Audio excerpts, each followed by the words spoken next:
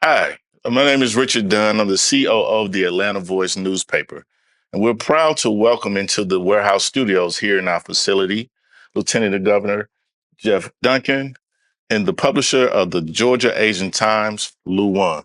Thank you, gentlemen, for coming in today. Glad to be here. Oh man! So today we're going to get into a conversation with Lieutenant Governor Duncan here about some issues that are important to the ethnic community here in the metropolitan Atlanta area. Mr. Warren, why don't you tell the audience here a little bit about your publication? Well, I represent Georgia Asian Times. It is the largest paper to cover the Asian American Pacific Islander community in Georgia. We've been around since 2004. Yeah. Right. And I represent the Atlanta Voice newspaper. We have been in publication since 1966. Our motto is a people without a voice cannot be heard. And so we have shared stories that have been important to the African American diaspora for the last 60 years here in Atlanta, Georgia. Why don't we kick it off with you, publisher? And you have a question today for the lieutenant? Sure, I do. I have a long list of questions for Lieutenant Governor Duncan. I wouldn't expect anything less. I'd like to start off with the first question, specifically on your proposal that you're going to use 10% of the $1.7 billion rainy funds for childcare, housing, and miscellaneous initiative. Is that enough to with the 10% to cover all the activities that you have in mind? Well, we start with it's $17 billion is what's in the state's rainy day fund. And that catches a lot of people off guard. That's nearly 50% of what our state's annual budget is. I want to take 10% of that 1.7 billion and immediately put it into a jumpstart fund to wrap our hands around those stuck in some of those vicious cycles of affordability issues and poverty. Some of that is absolutely try to better fund the CAPS program to lower childcare costs. Some folks are willing and able to go to work, but they can't because they can't afford childcare. This CAPS program with a few $100 million can lower those costs for those needy families. Secondly, I think we need to lower affordable housing costs. We need to wrap our hands around some of those opportunities and some of those programs. I know Mayor Dickens is doing an amazing job here in Atlanta. I think we can help scale that up with a few $100 million. In Savannah and other parts of the state, they're doing the same thing. And, you know, we've also need to expand Medicaid. And I think there's an opportunity to take down a majority portion of that is from federal funding, but we also can use some of those funds for state funding. And last but not least, the TANF program has been around for a long, long time, but it's being underutilized. The TANF program is a very nimble program that helps somebody afford utility bills when they can't meet them, or it helps them with transportation needs to get to and from work. Just a short-term funding program. Right now, to qualify for the program, according to the state law, you've got to work full-time for less than minimum wage. We can change that and better invest. It's a great jump start for those families. Mm-hmm. Well, I'd like to follow up with the question on Medicare. Do you need to work with House legislators to get that going, or do you think, the future governor of Georgia, you can push this initiative forward without the state legislative support? Well, the law says you need the legislature to expand Medicaid. That was passed, I think, somewhere in the range of 2014. But yes, and I think this is a really good opportunity for us Democrats to really create a moment in time where even we kind of force Republicans' hands. They even agree. I'm a former Republican. I studied every way possible to improve our healthcare system in the state. The only way to do it is through Medicaid expansion. I think even Republicans know that. And so I think we could definitely build consensus, not only with Democrats at the state house, but also with folks in those blue districts or purple districts. And then also, I think the majority of Republicans know it's the best way to go forward. It may not be a perfect fit, but it's the best fit. I have a question about technical colleges. Technical colleges are often the pathway for economic mobility for people here in Georgia. Oftentimes, it's a place where working adults can expand their education, and oftentimes, it's the place where the first generation high school graduate or the one who's going to secondary, um, upper school, college, for lack of better words, is going to school. What can your administration do to ensure that technical colleges here in the state of Georgia are providing pathways for the your the citizens here? Yeah, technical schools have been an amazing asset for Georgia, not only for those folks that are coming out of high school that aren't necessarily wanting to go into a 4-year education, but want to figure out a career path. That's certainly an opportunity. But they've also created, tailwinds in rural communities because they're more scattered across the state. But I think also they've been a huge economic development tool for us as we've talked to private sector companies moving here, wanting to invest and expand. We can really utilize and integrate those private sector opportunities and training skills into those technical schools. So if the question is, what do? We continue to layer on additional resources, give them opportunities to continue to expand. I think every day that we move forward in time, more and more career opportunities are opening up with technical school, 2-year education paths, even certifications, welding and things of that nature, trades, and also technology. I think as we continue to look at opportunities to expand the scope of pathways, not only in high school, but also in technical schools, this opportunity to software, hardware, AI, things of that nature that could really be amplified in those technical school programs. So I think we're headed in a good direction. I think if we can continue to focus, we could head in an even better direction. You may mention in your answer a little bit about high schools. As an educator myself, what are some of the things that your administration can do to kind of support teachers in the high school, middle school, and elementary school level? Are there things that you're thinking about in terms of increasing pay, school supplies, and things of that? So, how can we fund teachers in education in those levels? I look through the issue of education policy through the lens of a father of 3 kids in public schools. All 3 of our kids are coming through public schools. My wife and I met in a public school in high school, Chattahoochee in Fulton County, and so that's the lens I look through. Mhm. I think we've got to go do the right thing. Most legislators know what the right thing to do is, and that's reform the QBE formula. The QBE funding formula is over 40 years old, and it doesn't take into account the necessary weight for poverty in certain districts and school zones.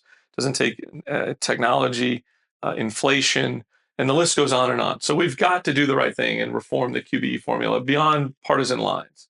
That's first and foremost, so that we can do those things that turn teaching opportunities into career paths, so that teachers can go to school, become a teacher, and retire as a teacher, and not just be able to fit certain economic gaps in their life. And so that means that we've got to do a better job of paying teachers and other education professionals that wrap around there. We also need to be able to give the school resources. You mentioned school supplies and things of that nature. I mean, we should not be underpaying teachers and then sending them off into the classroom to have to self-provide hundreds and hundreds of dollars worth of school supplies. We should be able to have a better program. I think it's important to understand, there's some that are out there talking about eliminating property tax and eliminating income tax and whatnot. Until we take care of our educational track, until we start to better invest, I think that's a frivolous conversation to have. Lieutenant Governor, you have called Donald Trump January 6th, quote unquote, a conspired attempt to overthrow democracy. If you become governor, what specific executive actions would you take to insulate Georgia election from federal interference and pressure? Well, certainly there's no doubt I'm willing and able to stand up to Donald Trump. I've done it since the early hours after the 2020 election when he tried to lie, cheat, and steal an election here in Georgia. I didn't care which political party I was in. I was not going to let that happen on my watch. And so I've continued to consistently tell the story of the truth and not let him twist and turn. But it's much, much broader than that. Donald Trump is attacking the very elements of democracy. This 2020 or this raid of the Fulton County Elections Office or warehouse had nothing to do with the 2020 election. We've certified, verified, hand counted, recounted, done everything possible to prove that election was legitimate. It's about sowing seeds of doubt into these 26 midterms in November. It's what it's completely about. It's trying to layer in a level of doubt amongst his base, and we can't let it happen. We've got to continue to stand up and educate and tell the truth. I think as I see my campaign events continue to grow, that's not just Democrats, it's independents that are willing to say out loud, I'm supporting a Democrat. But then also this batch of disgusted Republicans that continue to grow bigger and bigger and bigger every night at our events because they're embarrassed of Donald Trump. They can't explain Donald Trump. And it's so much broader. I mean, we have to push back when He wants to use state resources for ICE raids. You got to have a governor willing and able to stand up, whether it be vocally stand up with executive power or use the court system to push back. The tariffs are absolutely destroying uh, our farmers, our business owners in all communities. And the list goes on and on and on. So you've got to be willing and able to stand up, whether it's using the courts, the public forum, or the bully pulpit. I certainly will do that. Every time Donald Trump's wrong, I'm going to tell him. Following up on that, I'm sure you watched last night's State of the Union address. What are your thoughts and comments on that? Well, His speech specifically. yeah, I think it's just more of the same thing, more of the lies and the twisted truths and the made up facts and figures. That I feel bad for our country. I feel bad for people that are following Donald Trump off this cliff. I worry about the future of this country. I worry about the future of our economy. I worry about the future of democracy when I hear somebody that reckless with the truth and that willing to not focus on the real issues. On my campaign, I talk about the affordability crisis, the healthcare crisis, and the Donald Trump crisis. Those are the three things everybody wakes up worried about, even Republicans. But Donald Trump doesn't have a plan for that, right? With the millions of people that are losing healthcare, don't have healthcare. What did he do last night to help them?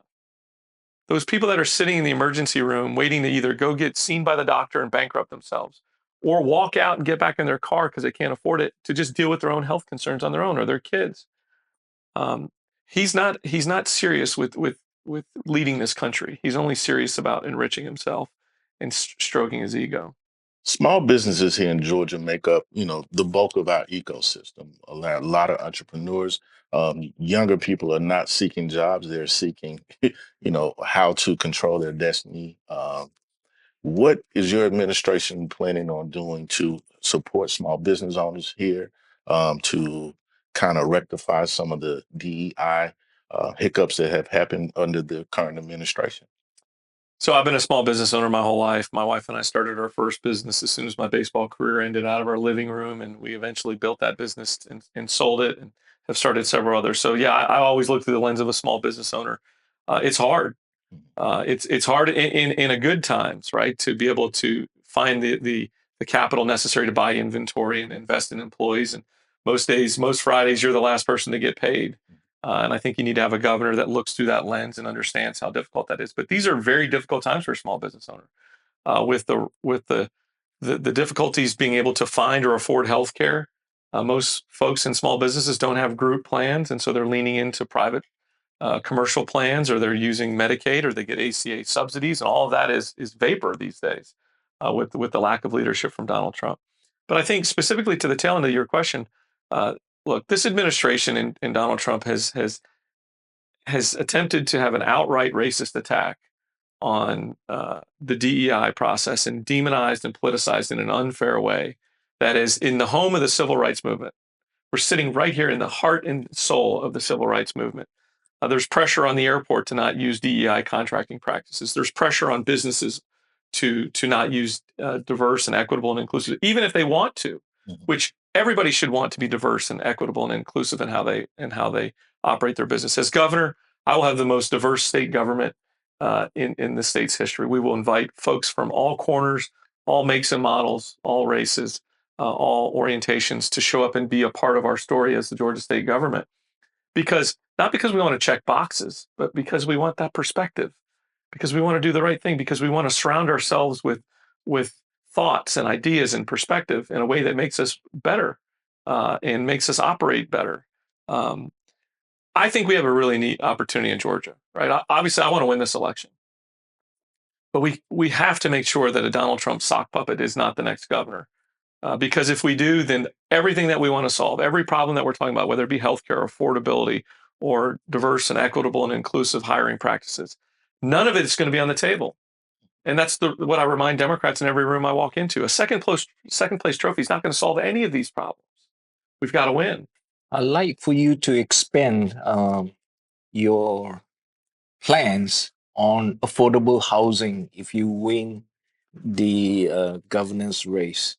What are your specific points of action to tackle the affordable housing issue in the state of Georgia?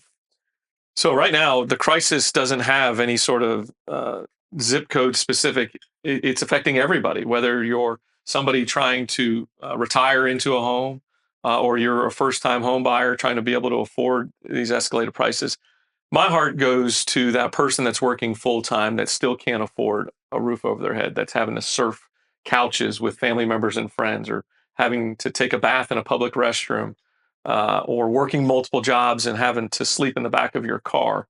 That's where my heart goes. Throughout my career in the private sector and also in public service, I've realized the best, most effective way is to find programs that are working and scale them up, give them the resources they need to scale up and to kind of mass produce what they're doing. I mentioned earlier, Andre Dickens, Mayor Dickens, has got an incredible mindset on this affordable housing. He's building quick and efficient modular models that are allowing us for pennies on the dollar almost to be able to produce multiple units and meet these people where they're at. But I think it's also additional the wraparound services with the intentionality, making sure that in these communities of affordable housing programs that they've got behavioral health or mental health services, they've got healthcare in general, they've got career training, they've got all types of services to help those people get up and back on their feet and to be able to move through that. You look at Savannah. We've been down there on an affordable housing tour. There's 7 different community groups that have worked together in a public-private partnership with Dundee Cottages to take folks in those difficult situations. So the answer is there's no one-size-fits-all solution, but we've got to be willing and able to add resources. We need to be able to add dollars to it. That's why I want to use such a significant portion of the state's budget, the state surplus, to really amplify these groups. And every Albany and Valdosta and Augusta and Atlanta and Sandy Springs and Rome and everywhere else, they all have those affordable housing issues. We just need to start to be able to give them the tools they need. We talked a lot today about the cost of healthcare, but access to healthcare is also an issue here in the state of Georgia. You have a lot of hospitals closing and going away. Any plans from your administration to resolve some of the access to healthcare issues? Yeah, access is a big issue. I mean, the metrics are not good for us when you talk about how many counties don't have OBGYNs or primary care physicians or pediatricians. I mean, you can't improve your health standings if you don't have access to those doctors. So we need to continue to amplify programs and look for ways to drive those medical professionals into those rural communities. We also need to make sure we protect those hospital systems that in hospitals in rural parts. One of the first bills I ever passed as a state legislator was the Rural Hospital Tax Credit Bill. Brings $100 million a year to 54 rural hospitals. As governor, we'll double that to make that to $200 million per year to give those communities that safeguard against having to shut down those rural hospitals. And it's being stressed. I mean, when folks show up without health insurance, they're still having to provide those medical services for $0. Also think we need to take a bigger bite out of infant and maternal mortality rates. I think one, expanding Medicaid is going to help soften some of those numbers, but there's more to be done. We've got to make sure we focus on prenatal and postpartum care. I think we can reach deeper into those communities with technology, with telehealth, and be able to amplify some of those regional healthcare providers and be able to look for opportunities. But I also think behavioral health is another way that we can use technology in more rural settings to be able to reach into those communities and help. So you got to have a governor that wants to expand healthcare and not weaponize or politicize it. Donald Trump and his brand of the Republican Party has weaponized healthcare in a way that's costing literally millions of Georgians their lives or their health. You just used the word weaponize. Well, he has weaponized the Homeland Security ICE to terrorize so many different states. I'm sure in the near future he'll be eyeing on Georgia. What is your plan as governor if ICE start landing here and threatening our immigrant community in Georgia? You know, it really, I don't know, just struck me so deep down when I watched that Hyundai raid happening and I watched Georgia State troopers following down the interstate supporting that federal ICE raid down there at the Hyundai plant, which was completely misguided. It was un-American, in my opinion, and to watch the fallout from that. I mean, the South Korean community or country invested billions of dollars. I was at that ribbon cutting with that plant when I was lieutenant governor, all for an administrative hurdle that would have taken just probably minutes to solve. Uh, when somebody wants to make a point but not make a difference, it's usually a pretty shallow reason. As governor, I will not use state resources to amplify these ICE raids. They're toxic, they're un-American, and they're deadly, as we've seen play out in Minneapolis. I think additionally, we've got to use the court system to the best of our ability. We've seen other governors like Governor Newsom, Governor Pritzker in Illinois, and others that have used the court system to push back. The courts have not been perfect, but they have certainly been effective. I think we saw the Supreme Court overturned the tariffs and did the right thing. But as governor, if the president wants to utilize the National Guard troops to simply pick a fight, not to protect our people, I'll use the courts to push back. And same with the inhumane ICE raids. We've got to do something. We cannot just sit back and let this be disrupted just because Donald Trump wants to fan the flames of his ego. I'd like to get a gauge of your positioning on cannabis and medical marijuana here in the state of Georgia. Any perspective on what that looks like moving forward here in the state? Well, I worked really hard when I was a state representative to be able to create the medical cannabis opportunity here in Georgia. There was actually a very young child that lived in my district, and her mom came down to the Capitol. I really didn't know much about the issue, but the mom brought Kendall down in her wheelchair, and she was suffering from over 200 seizures a day. And we were able to get that bill up and going. And of course, to break the strings of gravity for medical cannabis, it takes a lot. And certainly, we're on the road to being able to deliver that in an effective way across the state. I think we've got to continue to progress and look for opportunities to make right-sized decisions and not overreact, but also not underreact on the issue. I think it's an issue that I think folks are very passionate about. And I think they want to see us take right-sized steps. I think empowering communities through the ballot is an opportunity for us to get a flavor for where people's heads are at in Georgia. You have acknowledged that you didn't get the um, guns issues right as a Republican legislator. You're now supporting universal background checks, red flag laws, and safe storage requirements. What do you say to the millions of Georgian gun owners who may see that shift as a threat to their Second Amendment rights? This is an issue where I think the last stat I saw where 90% of Americans want universal background checks, 85% want red flag laws, and a similar number for in-home safe storage laws. The masses are with us on this issue, and Republicans are really wrong, and they know they're wrong on this issue. They're just going to have to look in front of the crowd and say, hey, I'm wrong on this issue. As governor, I will lead the efforts in trying to pass that universal background checks and red flag laws because it makes all the sense in the world. I've been very public about this since my early days of being a state legislator and thinking the NRA had anybody's best interest at heart. They don't. They've got their own, and they're not concerned with the things that I'm concerned about as the father of 3 kids. What most people are concerned about. When you watch these mass shootings play out, and you hear the stories and weeks and months later about how it all came to be, and realizing that just a small checks and balance system on that process could have stopped or altered the course of history and saved those people's lives, whether they be kids or coworkers or church members or whatnot. I'm going to follow what 90% of Georgians want us to do, and that's going to be to pass common sense gun legislation. And I believe a majority of even Republicans are on board with that. So my question rolls into mental health and the unhoused here in the state of Georgia. Um, do you believe the state is investing enough in inpatient and community-based behavioral services? And if not, what would you do to expand them? No, the answer is no. Everyone that you walk by is faced some sort of mental health issue, whether it be themselves or their family or a coworker or a neighbor, somebody that's close to their inner circle. And so we've got to take this seriously. We've got to be able to have opportunities, access to care. We've got to treat mental health the same as we do physical health. And that includes looking for opportunities to even better serve with insurance to make sure folks aren't limiting themselves because they can't afford access. But we also, as a state's perspective, have to better invest. I think there's something coming through the legislature trying to build for the first time in decades a mental health hospital. I think that's a great step in the right direction. I think giving folks the opportunity to be able to deal with whether it be one prescription or one therapy or one diagnosis away from being able to get back on their feet so that they're not caught in some vicious cycle of being incarcerated or unemployable or unhoused. Mental health has an intersection in all of those. So I do think we have to step up as a state.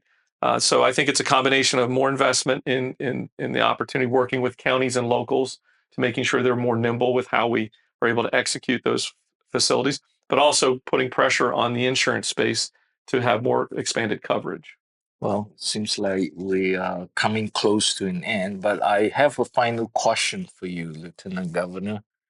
Uh, Specifically on average Georgian concern about high living costs and affordability. As governor, what specific plans do you plan to implement within 100 days in office to tackle those issues? So the first 100 days coincides with the legislature. And so a majority of what we're going to do has to involve the legislature. And so working across party lines, building consensus, and really putting people in a position to succeed for their districts, not for their politics, I think is important as a governor. So I think the first step on the affordability issues are to really get this Jumpstart Fund up and going day one. $1.7 billion to be able to better fund the CAPS program, the TANF program, affordable housing programs, and be able to position the budget so the legislature can expand Medicaid. I think those are huge opportunities to succeed in those first 100 days on tackling affordability. But I also think you have to continue to focus on how we continue to grow this economy. There are headwinds every which way. Donald Trump's tariffs make no sense at all. They're causing businesses to shut down and lay off people and slow down investments. As governor, we're going to continue to look for opportunities to grow a statewide economy in a meaningful, substantive way to drive those economic development opportunities, whether they be in state, inside our country, or even from around the world, to come here and invest here in Georgians. I also think it's important for us to make sure we take on this public education situation where we need to dramatically improve our output and how we educate our kids. And certainly some of that's funding, but some of that's approach, and making sure our schools are producing 21st century ready students who are able to tackle a career, that whether it's the day after they graduate from high school, the day after they graduate from a 2-year technical school, or the day they graduate from medical school, or somewhere in between. I have no more questions. No more questions. Fun but a serious question. As an Atlanta guy and a former baseball player, as governor, what are you prepared to do to make sure the Braves win the pennant again? Man, I am a baseball fan. You know, one of the most often asked questions I get is when the Marlins come to town, because that's who drafted me. I played in their system for 6 years. Yeah. Folks will say, Geoff, who are you rooting for tonight, the Marlins or the Braves? And I'm like, that's the easiest question I ever had. Mm-hmm. I'm rooting for the Braves. The Marlins fired me. Hey, that's a good answer. Thank you. Well, thank you for your time. Thank Appreciate you for the your opportunity. time. Thank you so for much. your time. It's been great. Thank you. So signing off here at the Atlanta Voice and Warehouse Studios. We'll be back.